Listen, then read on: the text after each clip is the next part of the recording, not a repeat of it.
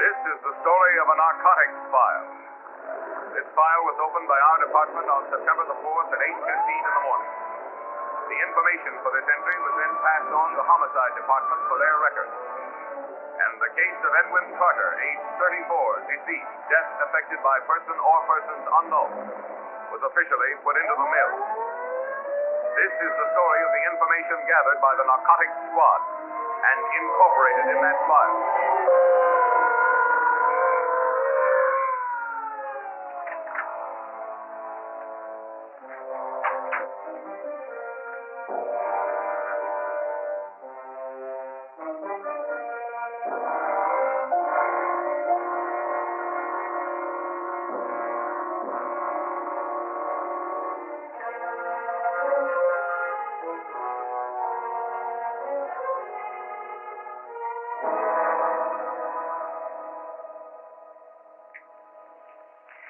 Anderson has just returned. Fine, send him in. You may go in now. Anderson, you know Miss Ames. Hello. This is Mr. Regan. How do you do? Pull up a chair. As we all know, Regan was sent here to replace Carter. And for your information, get lost. You'll be in the field strictly on your own. No contact. And we won't try to reach you. Phone calls only in an emergency. Miss Ames here also works on the outside, but her job is strictly with juveniles. Right now, she's employed as a car hop in a drive-in restaurant. You'll have that address. She'll be a connection with headquarters. Any messages or reports you make are through her.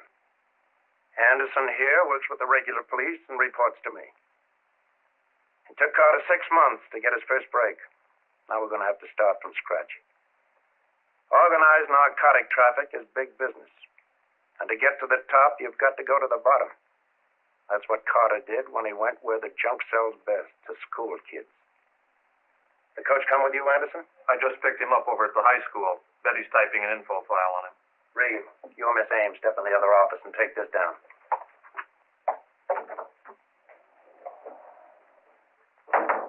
Would you send Mr. Betker in now, please? Just step into the office, please. Lieutenant Lacey's waiting. Thank you.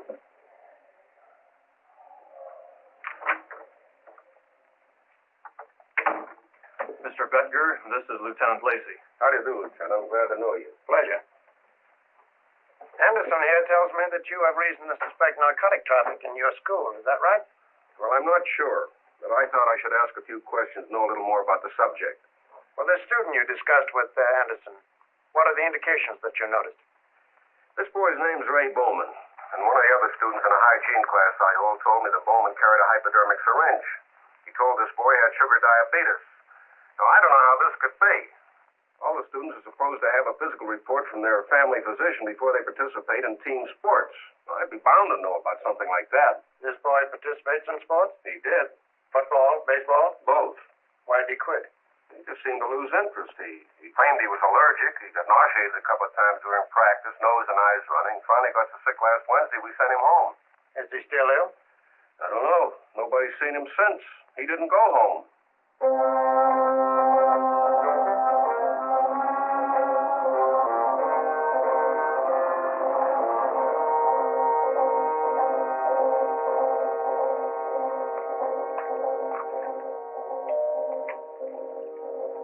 How do you do, Mrs. Bowman? Hello, Coach Bedker. This is Lieutenant Lacey and Sergeant Anderson. They want to talk to you about Ray. How do you do? Won't you come in, please? Thank you.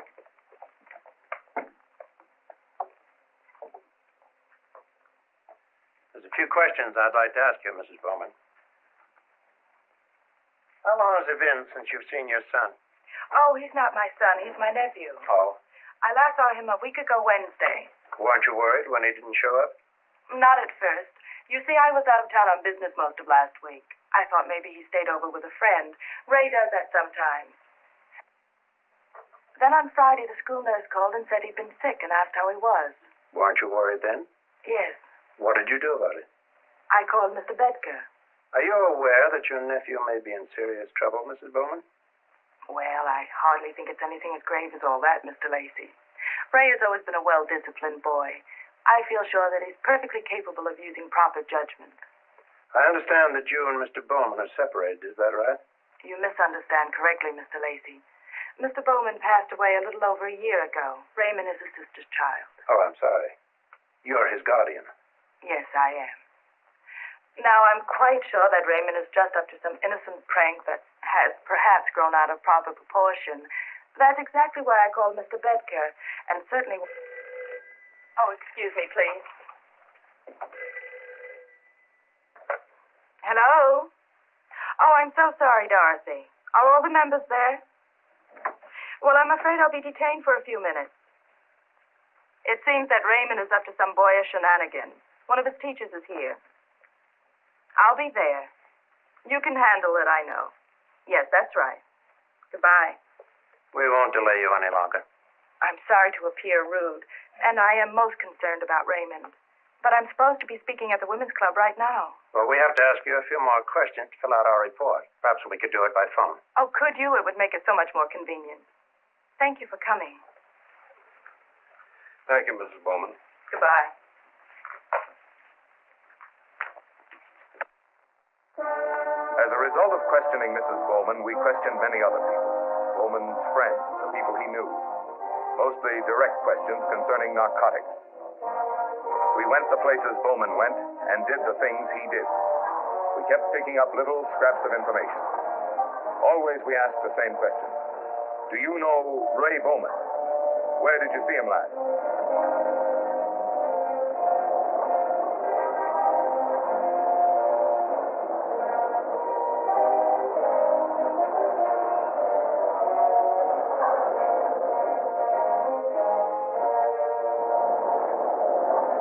Why should we be so interested in heroin? On January 13th, 1952, an official report stated that drug addiction among adolescents has become appalling in recent years. By October of 1951, the number of arrests of young drug addicts was nearly 20 times that of 1946. Yeah, especially now we don't have both. That's no loss. Besides, you owes me $10. Yeah, this ball game's good. Hey, now, wait a minute.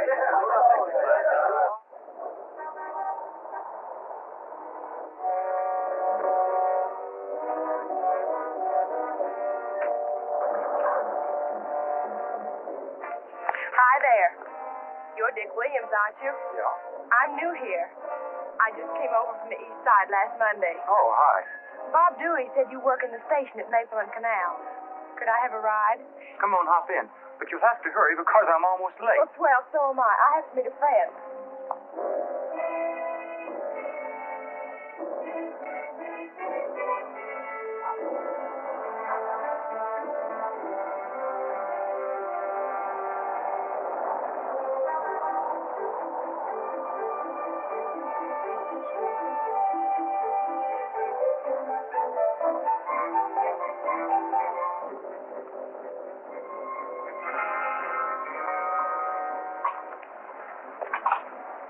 I'm sure glad that I could give you a ride. Well, I come down here about twice a week. Oh, swell, anytime. You know, I bet that you'll like it better over at school after you know some of the kids. Hey, by the way, I'm having a bunch over at the house Friday after the game. Could you come? You know, it'd give you a chance to get acquainted. Oh, gee, thanks, Dick. But I'm afraid those kids will probably think that I'm a square. I don't see that. We'd get along fine. Well, thanks anyway. I'd really like to, but I'm afraid I can't make it. Uh-oh, there's my friend. Later? Bye. Hey, wait! What's your name? Judy Barnes. Take your time, sweetheart. I got all day. One of the names on the list of people we were able to connect with Ray Bowman was that of a girl. Her name was Julie Barnes. Julie Barnes was important because she was the only girl suspect. Everyone on that list of Bowman's acquaintances was a suspect. Suspect because we now had every reason to believe that Raymond Bowman, age 17, whereabouts unknown, was a confirmed heroin addict.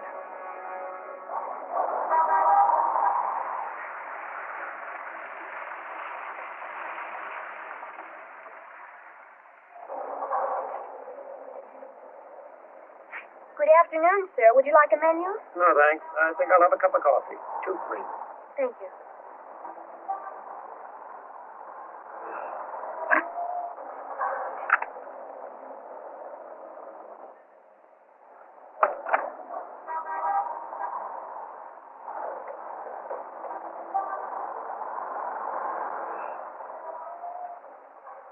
The Barnes girl was in about 1:15. This man, Jimmy, picked her up. 50 old, 88 convertible. License number 97209. 2 other fellas talked to her up until about 5 minutes before he arrived. Young boys. One named Andy. Denims and a t-shirt. That'll be 10 cents, sir. Yeah, thanks. And a suitable tip. Young lady, am I being panhandled? No. But tipping is customary, and your orders were to be inconspicuous. And since tipping is the general procedure around here, I think you should comply. All right. How much? Well, I usually get a dime, but a 25-cent donation isn't uncommon. 10 cents ought to make it look pretty normal. You stake Anderson. He'll be around to pick you up about 10 tonight. Oh, tell him not to bother. Regan called. He wants to talk to me tonight. It's been a pleasure serving you, sir.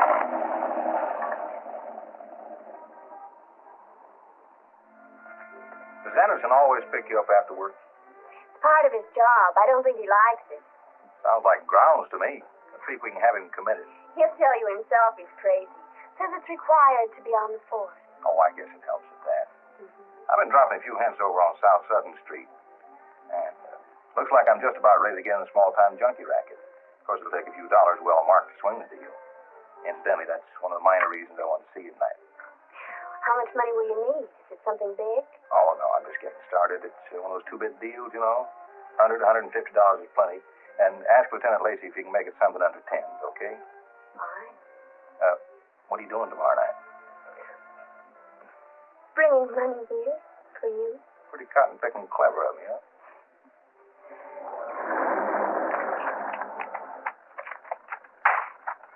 What do you think you're trying to pull? Get this straight. Nobody owns me. When you buy me dinner, and that's all, see? Look, Tramp, don't give me any of that now we will, now we won't routine, because I'm just about to become unglued and slap you up one side this lot and down the other. Oh, no, you won't, you jerk. 'Cause right behind you is a car full of rag pickers. You make the big scene with me, and I'll let them know what you got stashed under the front seat, clear down to the end of the block. Shut up. Play it cool and get in that car. Who needs it? You're the one that's hot. Go on, big man. Hop in your short and make it someplace else before I change my mind. I could really get my kick seeing you get busted. I'm not going to forget this. You'd better, Dad. I'm jailbait, remember? Get on it before I decide to scream, you jerk.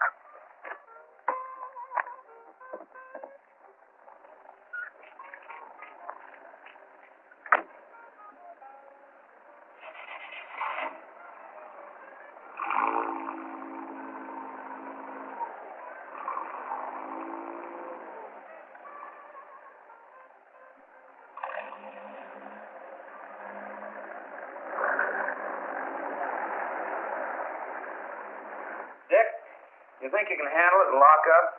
I told the wife I'd get home early and watch TV. Oh, sure, Ross. No problem. Good deal, kid. See you tomorrow. And don't forget to cut the lights in the restroom. Okay.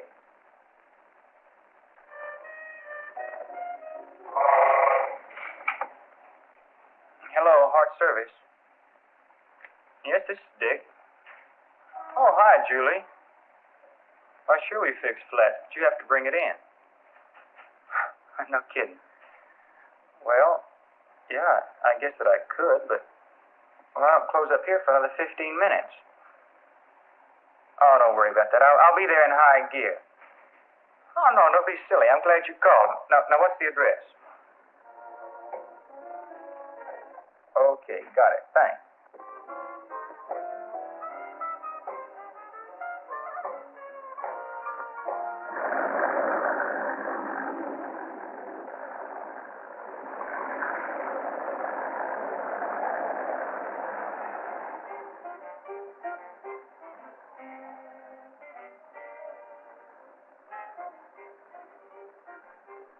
Hi, are you Dick?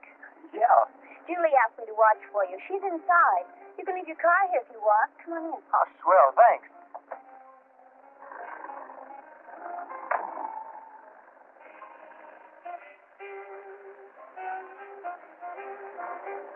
Hi, Julie. Hi, Dick. Did you wait long? No. I phoned the ways down the street, and then it took a while to walk over. Well, where'd you leave the car? Oh, gee, Dick, I tried to call you back, but you'd already left. A friend of mine borrowed a spare and took the car to get it fixed. But I still need a ride home. I thought maybe you could. Oh, sure. I'd love to. You know, you're nicer than I thought, Dick.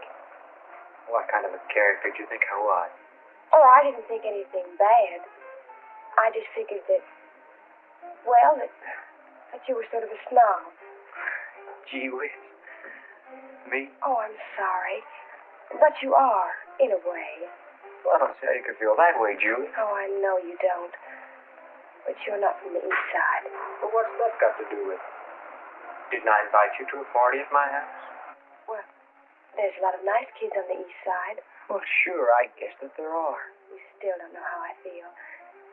It's just that, well, that you're so popular. Well, I still don't see what Well, that's... Dick, I'll bet that you're even ashamed to tell your friends that you took me out. Why? Sure. You invite me to come to your house. But I guess you want me to come alone. Oh, Julie, why, your mind's all warped and been out of shape. Why don't you introduce me to some of your friends? I'd probably like them fine.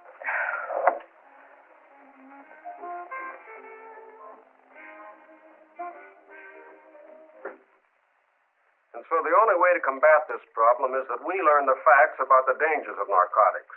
And by we, I mean the parents, you faculty members, and the students themselves. Mr. Betker, don't you think that the advisability of this step should be considered before we expose our young people to the sordid aspects of this vice unnecessarily? Considered? Well, yes, Mrs. Bowman. But unfortunately, I have facts and figures which indicate that students and other young people from coast to coast have a working knowledge of the illegal use of narcotics, far in advance of their parents and teachers. What do you propose that we do about this, Mr. Betker? Well, I see it this way. How many of us really know the symptoms of narcotic addiction? I sure didn't, but I do now. Running nose, sensitive stomach, frequent yawning, loss of weight. I think we should know the facts, for the same reason they vaccinate for smallpox, to combat it. Your views are certainly interesting, Mr. Betker. However, I don't feel that the PTA is in a position to make a decision on this subject one way or the other. It seems to me that this is more of a problem of law enforcement, not one of education. Well, I think it's both, Mrs. Bowman. And I suggest that adults find out what's going on.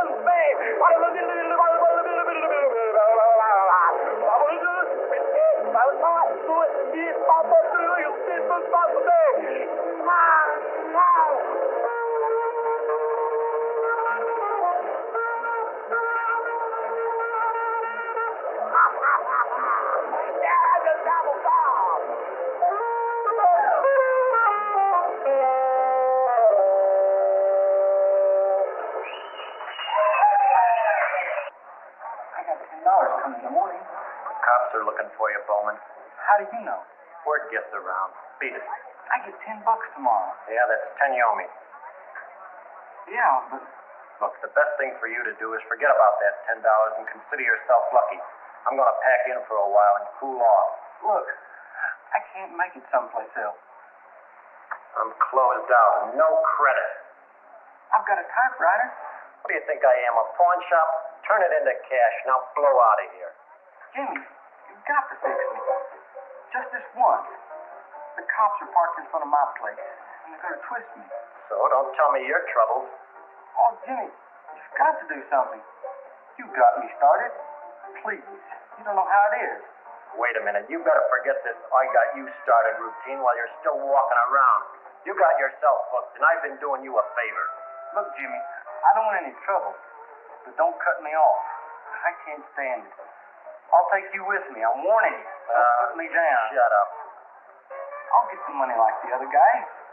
Why don't you give me a break? As soon as the cops are up, I'll crash the house. My mother's got some jewelry. I'll give it to you. It's worth plenty. Please. I'm getting jumpy. I don't know what I'll do if I don't get fixed. Suppose I give you one cap now. And tomorrow you come up to the place, and I'll give you enough to last while I'm packed in, okay? Yeah, sure. Nothing the matter with that. Thanks. That's okay. Your credit's good. It's just that cops worry me, that's all. The best thing for you to do is hole up in an east side pad with enough stuff. Right now I'm out. So you wait here and I'll go out and get a cap. Okay? Yeah, sure. That's okay. I've got $2.40. That's all right. You can pay me later when you get cooled off.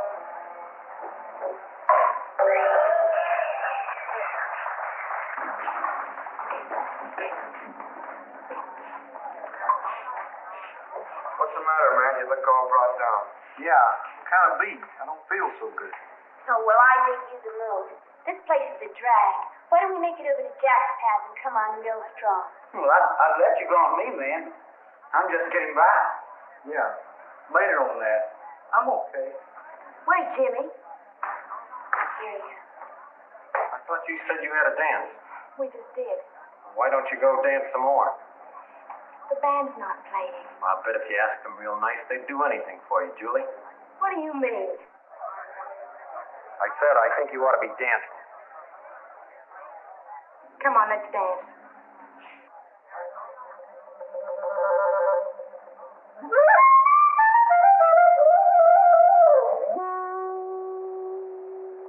Baby, baby, baby, have yourself a time.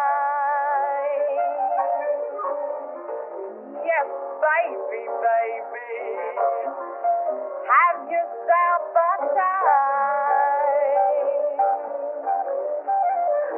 But just remember, baby, that you are mine, all mine.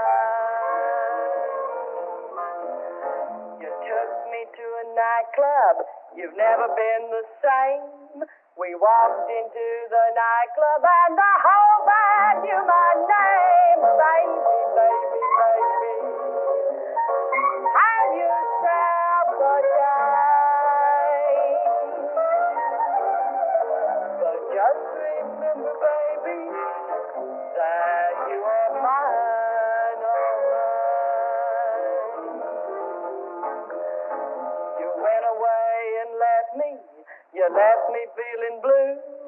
If you'll come back, my baby, why I'll be so true to you. Baby, baby, baby, have yourself a time.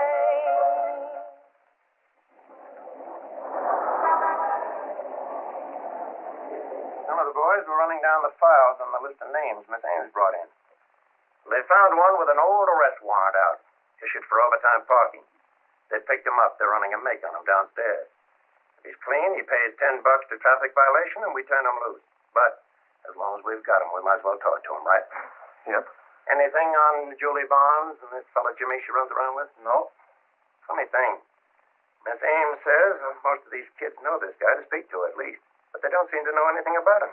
Yeah, they say he doesn't seem to work any place either. You think he's our guy? No. With the amount of stuff these guys have been packing around, it'd take more money than he could scrape up if he sold it to every school kid in town. Might as well keep an eye on him, though. He may be a peddler, or possibly a user, or, more important, he may be somebody's pawn. But we want the big guy. But, like I say, keep an eye on him. Yeah, I want to talk to him. Let's go ask some questions.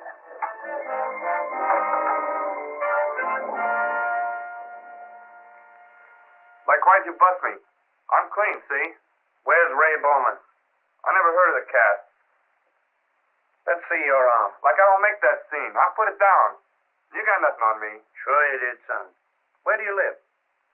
I make it with a couple of cats. What's the address? Like they got a couple of pads. We can hold you for 72 hours. Look, don't come on that way. I just like to play. Have a ball, dig? Now, you listen to me, son. We don't intend to play with you. Guys like you keep us working overtime. Now, you tell us the answers and we let you go. Otherwise, you can sit and think it over until tomorrow morning.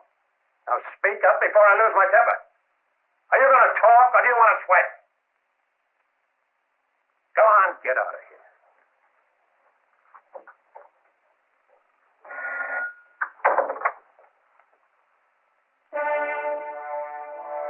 Ray Bowman's been located on the east side. He's dead.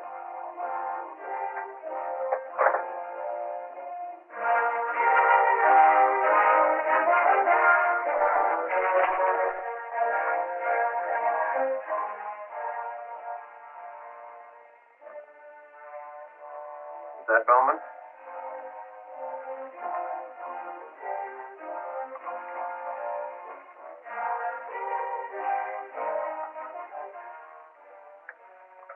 Either an overdose of heroin, probably self-administered, or a hot shot, also probably self-injected.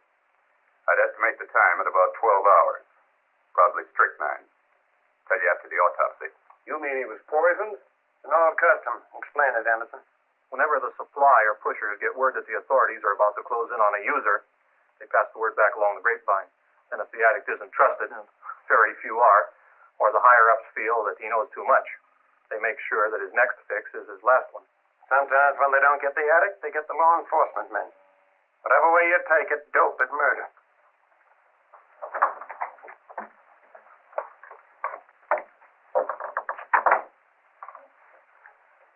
Mr. Betker identified your nephew. Why did he do it? Why? Why? I'm sorry. I'm terribly sorry, Mrs. Bowman. Let me take you home.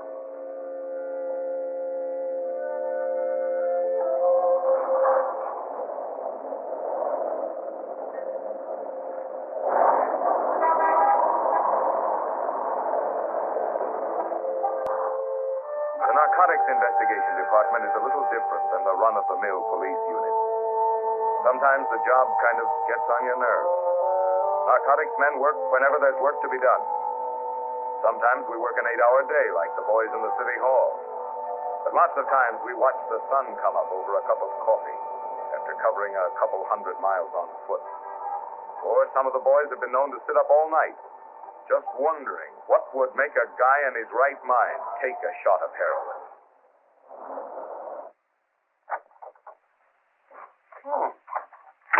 Up early. No, I just stayed out late. What have you got there? Oh, snapshots from Bowman's locker. It's nothing. Tell me one thing, Anderson. Why do you work at night? Why is duck hunting better in the rain? Maybe you're right. Anything on this Bonds girl? No, there's nothing in the files. She's never been booked anyplace. Only one thing looked a little funny. She registered over at Eastern High School as 18. And she registered again at Central as 17. Well, she's 17, all right. I checked her out yesterday. Mother deceased, 1942, lives with her father. He's disabled, got hung up in an accident, 1951. Draws nominal pension, spends most of it keeping her in school. I guess the kid's left pretty much on her own. Well, that sounds pretty much like standard formula, all right. You got a message here on a telephone call came in a while ago. Who from? Mrs. Bowman. Well, that's all right with me. I'd like to talk to Mrs. Bowman again anyway.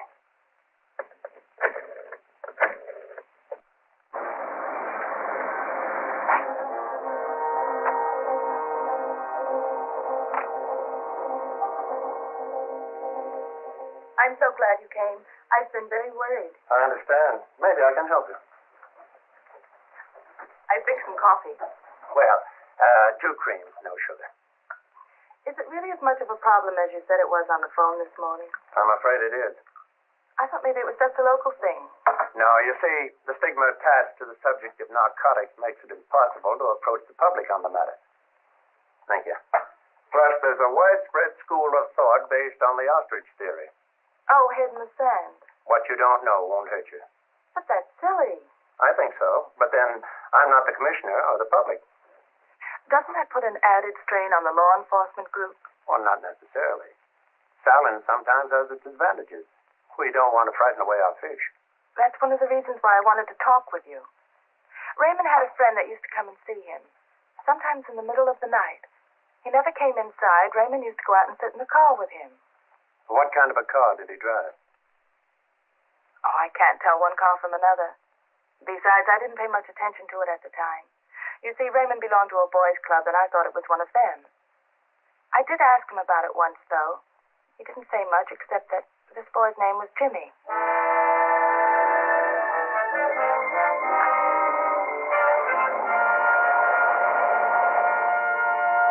Anderson, wake up. What's up? What's happening? Where's Ames' other phone number? I've got to get a hold of Regan.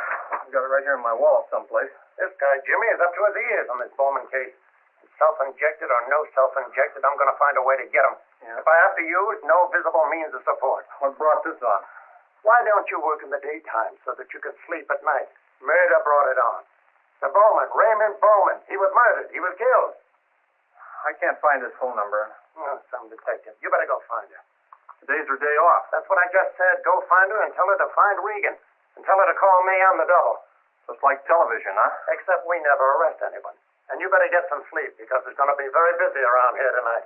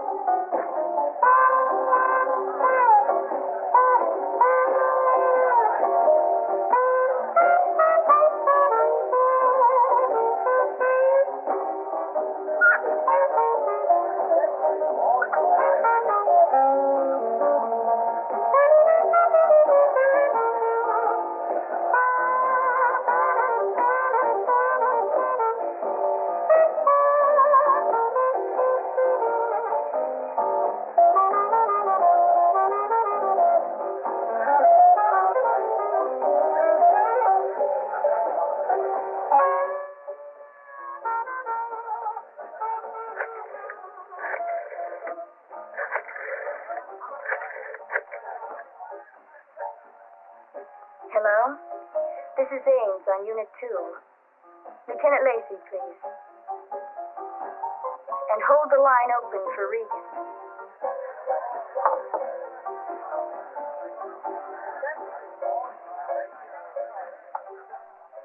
Hello. Yeah, this is Regan. So here's what I want you to do. Break up the party. At Ames, get a telephone call in about 10 minutes from a neighbor complaining about the music. Have her say they're going to notify the police down to East Elk, and we'll let you through. I'm going to have the boys pick up the rest for questioning. Give us about 10 minutes.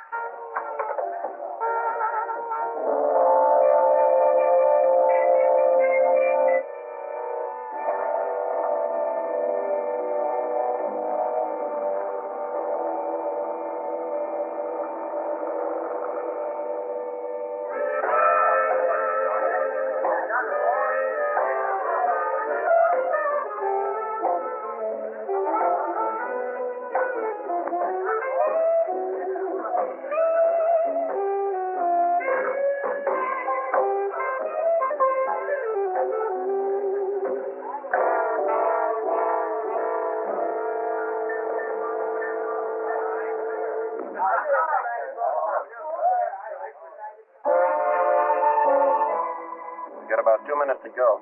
Keep your eyes open for Regan's car. Buick convertible. Light gray. All right. Lacey out. Seat code 2. Clear.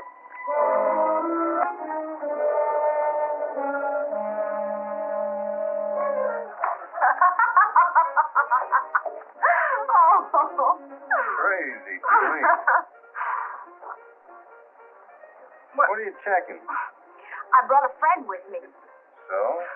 I don't see him many places. I guess maybe he's a little brought down.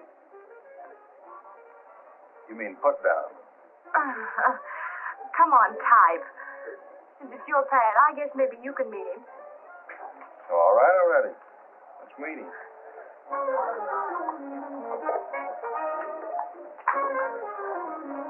Bert, this is Dick. Hi. Nice place.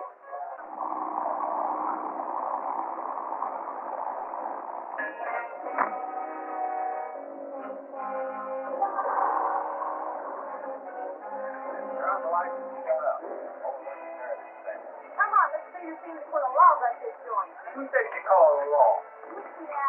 I'm having fun.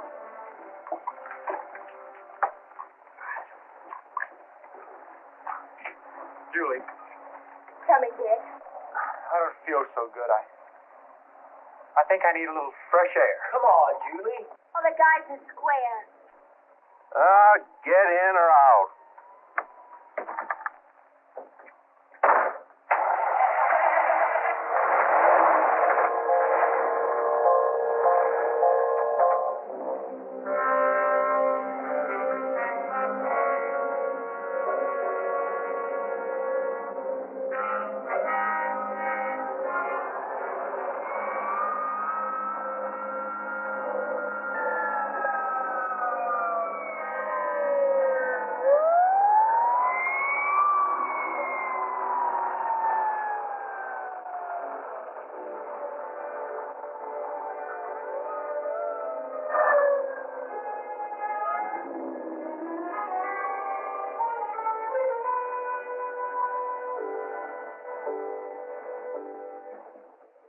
Here comes one now.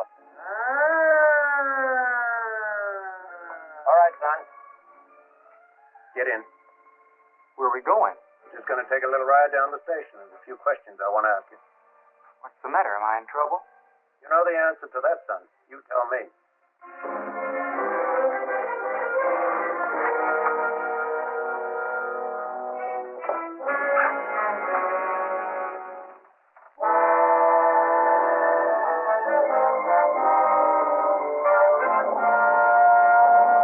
What do you want to know? How big's your habit? About 4 cats. Sometimes 5. Yeah. All right, son. You've heard what your friends had to say. Now, what were you doing at that party? Bert, that's the fellow that lives there, invited this girl that I know, and she asked me. Julie Bond? Yes, sir. Were you aware that narcotics changed hands at that party? No, sir. Who else did you know there? Well, no one. Well, I'd seen some of them around, down at the drive-in or someplace. Time do your parents expect you home? It's 1:15. Well, I ought to be there now. No, we'll just be a few minutes more. Let's go talk to your girlfriend. Julie? Here? Let's step in here. Do you know this lad? What did he tell you? He doesn't know anything about me. Do you think that's the right attitude? How do you expect me to act when you grab me out in front of my house in the middle of the night? You can't do that. I didn't do anything. You just came from a party on East Elm Street, didn't you? Yes? I was going home. We've got a complaint. We could hold you for disturbing the peace. And another thing, young lady. We happen to have a curfew in this town left over from the last war. This might be a good time to resurrect it. Yes, sir. Now, in the first place, Dick Williams here didn't say anything about you. Matter of fact, he didn't even know you were here, right? That's right. You don't even know why you're here, and already you're complaining. People that act like that usually have something to hide. Did you ever hear a saying, birds of a feather? You happen to have a boyfriend named Jimmy? I know a boy named Jimmy. Have you ever read the Bible? What? There's a saying, ye shall be judged by the company ye shall keep. I suppose in your crowd they'd say if you lie down with dogs, you get up with fleas. What do you mean? I mean, until you prove differently, we're going to consider you're in the middle of this mess. And if you don't change a few of your ideas as well as your companions, you're going to find yourself in a lot of trouble. All right, I'm going to take a chance on you and let you go home. But remember, you make a fool out of me, and we have doors around here that only open from the outside. All right, son, you can go home now. Go take the girl on home. Mr. Lacey, If you don't mind, I'd appreciate it if I could take Julie home. All right, son. You take her home.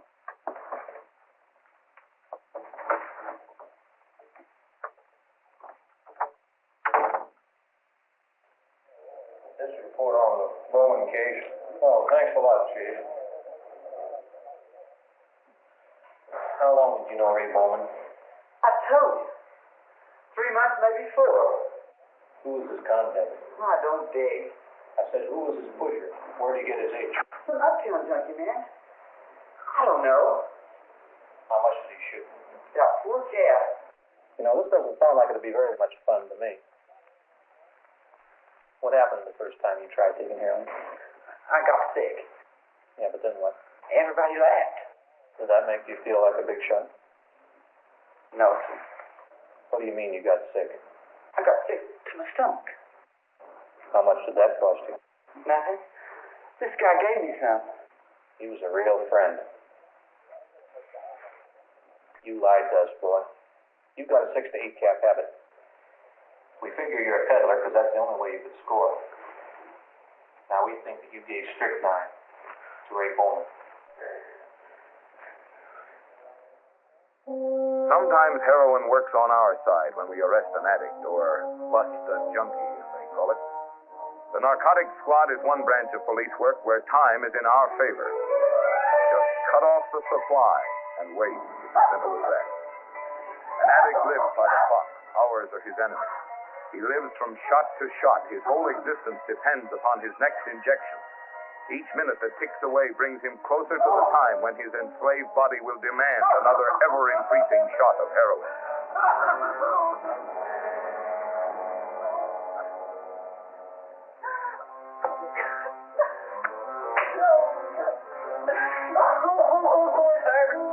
Please help me.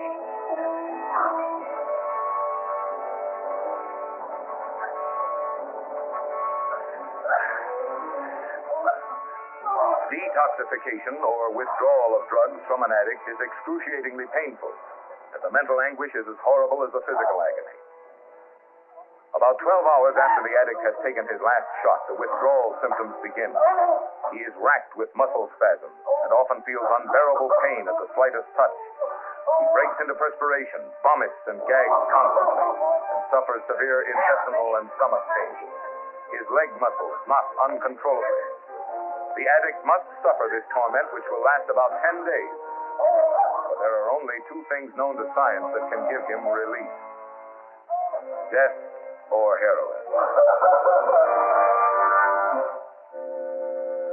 While operators continue their 24-hour observation of all suspects, a relentless search goes on to compile evidence against the prisoner. Since it is impossible under the existing laws to hold an addict without positive proof of possession, an extensive search of the suspect's property is made in an effort to produce conclusive evidence. Narcotics are often discovered concealed behind headlights, under floorboards, in spare tires, inside hubcaps, in the upholstery, and even in the radiator. Searching a suspect's living quarters is a little more difficult. You can hide drugs almost anywhere.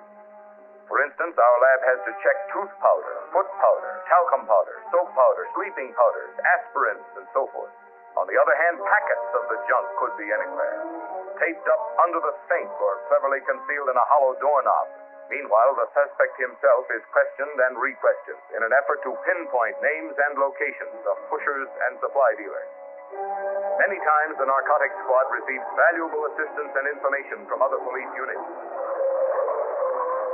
On Monday afternoon, September 15th, a motor officer of the city police became suspicious of a vehicle circling a junior high school in excess of the 15-mile speed limit.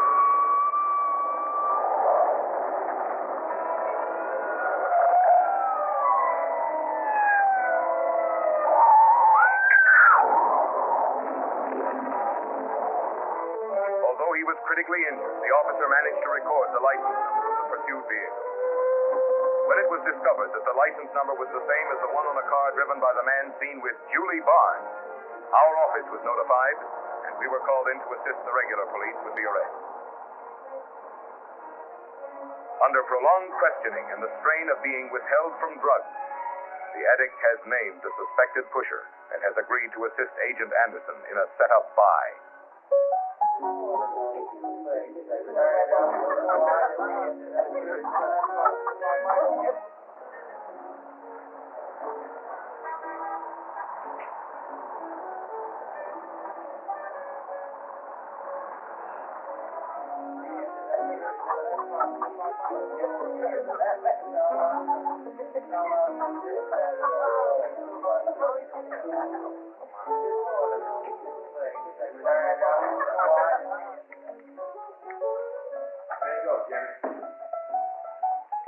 Hi. Well, I haven't seen you around lately. Thought maybe you got twisted. No, man. I've been sick. I couldn't score. Well, no credit here. Like I made it. You got the goal? This way out friend of mine wants to get high. We're going to shut up at his pad. This guy okay? Sure. Just a joy popper. Dig? T-head. Lush, no habit. Okay, I'll take a look at his arm. No mainliner, man. This guy's a schmicker. You'd scare me. Don't come on that way, man. Like I know this guy. He's hip. All right, I'll talk to him. Where is he?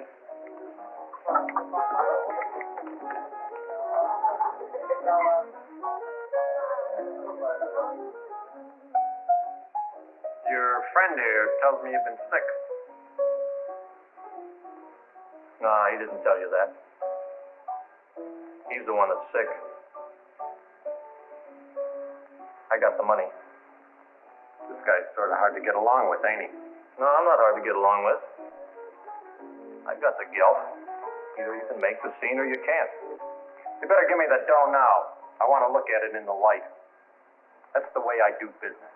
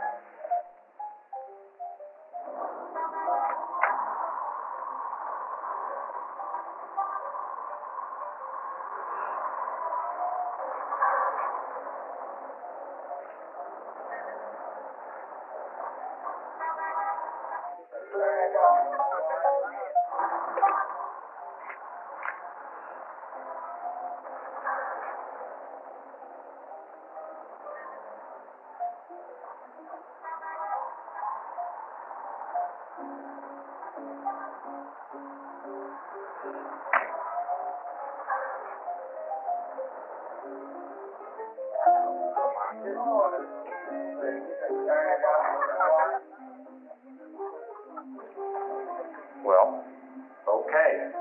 Okay, what? That's it? Yeah, that's it.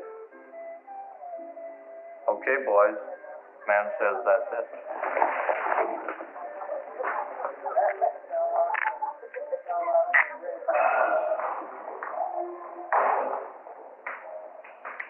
What's your name?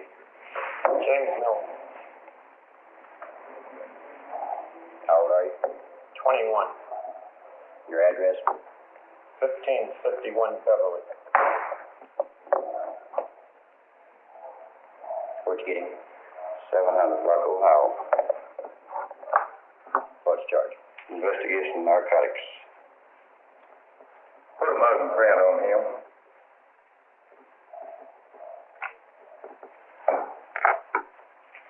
I'll make up.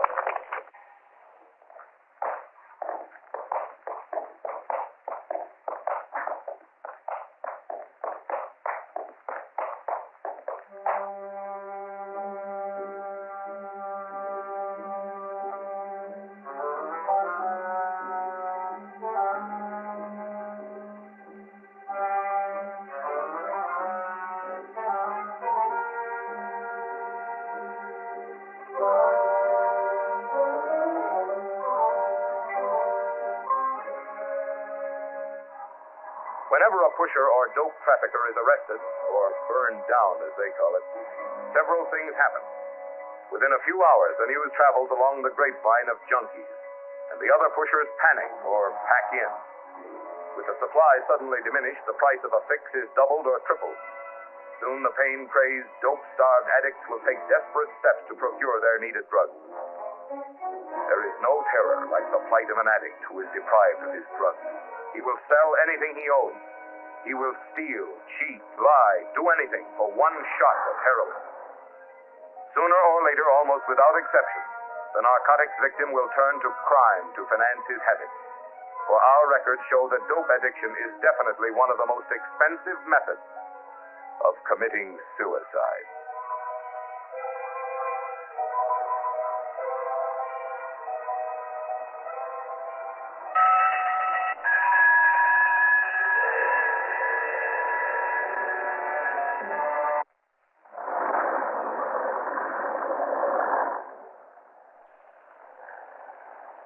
How do you know the service station man closes up at 10? I know.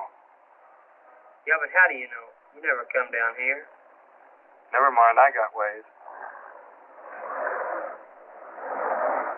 Hey. You just turn the sign off. Start it up and drive by one slow. Looks clear to me. Okay. Drive on in then.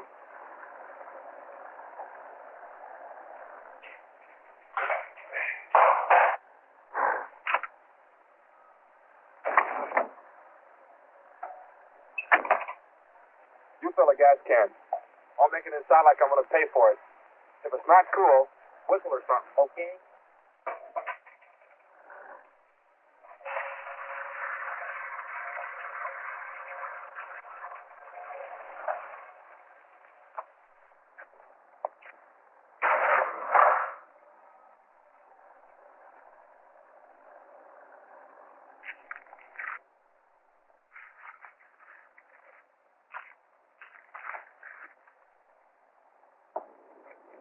Where is he? Yes? Come on, let's go. No. He's down behind the register. Did he hear me ring the phone? No. He's closing up. Come on. Oh, I just locked up for the night, boys. Give me your money. He just locked the door. Let's get out of here. Not me, man. I'm going to score. Come on, you. Give me your money. There isn't any money there. It's just bills. I bought gas today. Thank you, word. Look, mister, I can't wait. Come on. Where is it? You're holding out. Well, it's like I told you. Get his money. Quiet.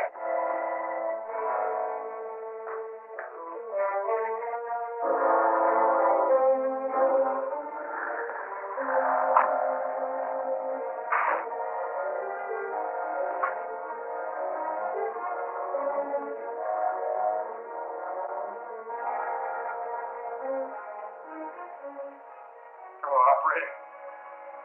This is hard service. I just got held out. Send the police. Why did you shoot him? Are you crazy? Look, you want a jeweler, don't you? Yeah, but Yeah, but nothing. My legs are killing me, man. I gotta have a fix. what good's the money? Everybody's closed up tight. Like maybe Jimmy didn't get twisted. Like maybe he got a panic and played it cool, man. No, he made the freezer. Casey was working bar when they put him down. Don't bug me, man. You come on like Jimmy got burned down. I don't have a clue, but don't put it down, because I gotta have a fix. I do too, but I ain't that sick yet. Thought you said you weren't getting hooked. Why did you shoot him? You wanted the same thing. Then shut up. The station owner's call was received at police headquarters. Within seconds, alert calls went out to all mobile units.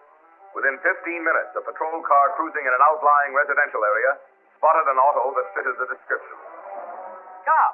Turn out your lights.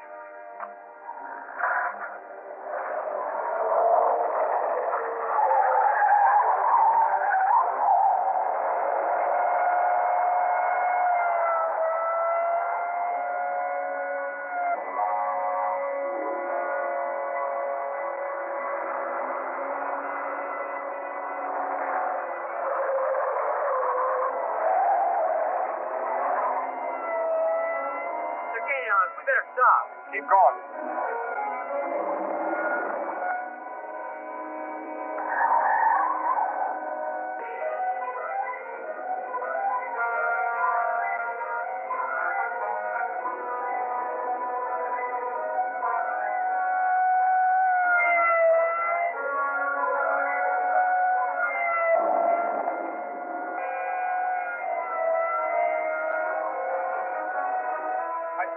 Where'd you put the can? It's in the trunk. It must have turned over. I'm gonna stop. Keep going.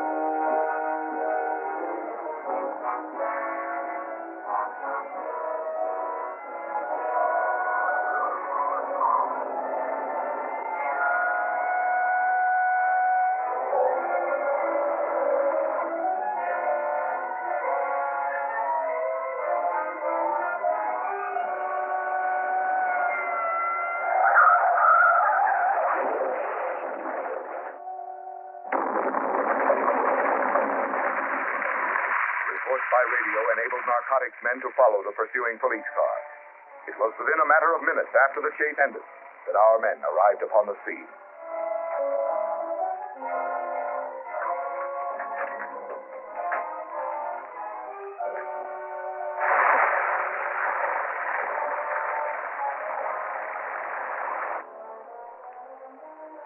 I picked this up. The grip on the butt is cracked off. It must have been the impact. Threw one of the kids right through the roof. A sedan, too. It's too hot to get near to find out much.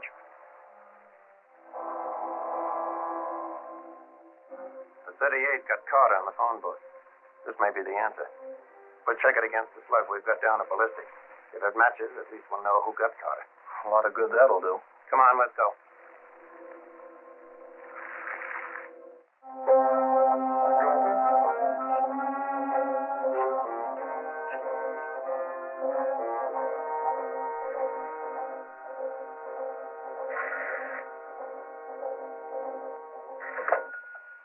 Hello? What? Oh, no. Where are you?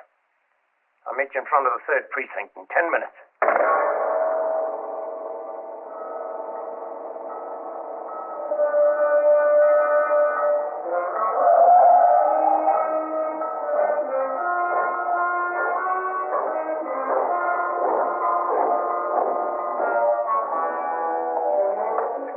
Here, take it quick. Boy, why doesn't somebody make a paper cup that doesn't fall apart in your hand? Where's the cream? Thought you said sugar. I always use cream. You're not supposed to put coffee in the paraffin kind. They're for cold drinks. I don't know these things. Why don't you tell the guy down at the drugstore? You seen anybody yet? Nothing yet. Sure wish there was some cream in this. So do I. It wouldn't have been so hot. So, how did this kid give you guys the slip? He went in the bathroom down juvenile division and climbed out a window. Who was supposed to be watching? I was. If this kid gets away, there goes our case. Well, so what makes you think he's going to be wandering around down here in the middle of the night? Because the first thing he'd be looking for is another shot of heroin. How do you know? He's got the shakes, hasn't he? Oh, come on, Lacey. Anderson, how long have you been in this department? 2 years, 5 months, and 11 days. Well, by this time, somebody should have told you the most likely cure for the drug habit is to leave it alone in the first place. Yeah, but this kid is a heroin addict. Hello, Lacey. Hello, Lacey. Unit 4. This is Regan, Unit 1. Lacey, go ahead. That 50 Chrysler that circled the block earlier just parked on Central. The guy ought to be coming around your corner on foot about now. He's by himself. It's all yours. And guess what? Just like you said, the kid that gave us the slip. Wouldn't you know it? Screaming his guts off for 10 days, and the first place he heads for is here. You know, Lacey, sometimes I don't think there is a cure. There he is. I'll get him. Okay, Regan. Anderson's after the kid on foot. You take the car and head him off at the end of the street.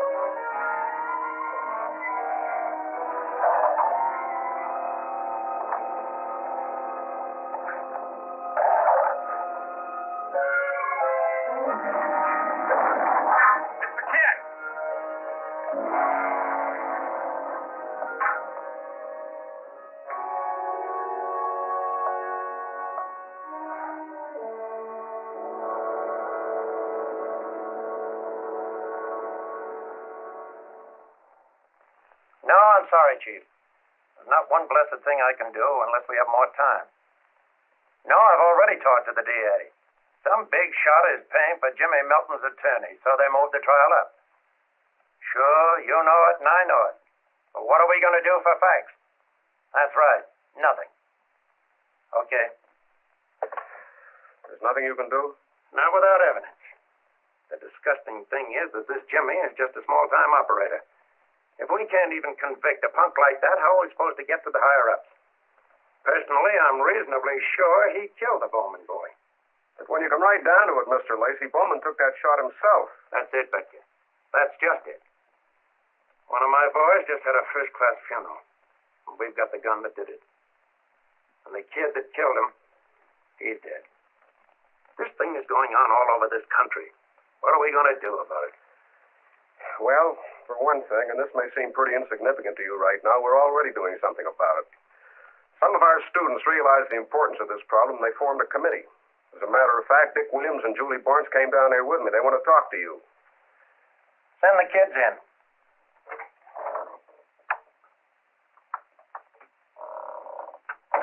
Hello, Mr. Lacey. You've got a minute? We'd like to talk to you. Sure. Well, I've been elected head of student council for this semester. And as a civil project, we've decided to start a student investigating committee with Coach Bedker as faculty advisor. So I've appointed Julie here as my assistant. Oh, that's fine. I'm glad to hear it. We were wondering if we could count on you to give a brief discussion at our student-faculty meeting. Sure. You call me later in the week. Oh, and one more thing, Mr. Lacey. Julie has something that she wants to tell you. Well, Dick says it's important, but it's probably nothing. Sure it's important, Julie. You know what the coach said. Well, all it is that Jimmy had a gun under the seat of the car one night. When he stepped on the brakes, it slipped up under my feet. I didn't know it was a gun until I reached down and picked it up. Then what? Nothing. He got mad and told me to put it back under the seat and keep my mouth shut. What kind of a gun? I don't know. Just a gun. The handle was broken, though, and it didn't look very new. Just a minute. What do you mean, broken handle? Well, you know, one of the pieces on the side of the handle was broken in half. Anyway, it didn't belong to Jimmy. He borrowed it from Don Rigos. That's the boy that got killed in the car wreck after he shot Ross Hart down at the gas station. Is this the gun? Yes. Yes, it is. That's the one. Oh, wait a minute. I'm going to make a phone call, and then I want you to go with me. This gun killed a policeman.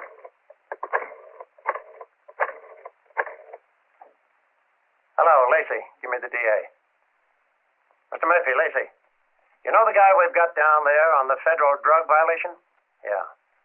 Well, you can go ahead and make it the state versus Jimmy Melton, and the charge is first-degree murder. That's right. We've got a witness that's willing to testify. No, not on the Bowman case. We're going to prove that he killed Carter in the phone booth. We have a young lady here that's just taken a big step in the right direction.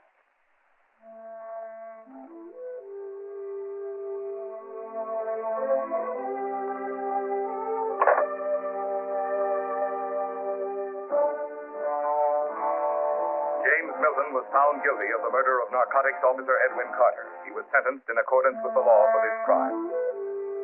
On October the 4th, the file on Edwin Carter, police officer, was officially closed.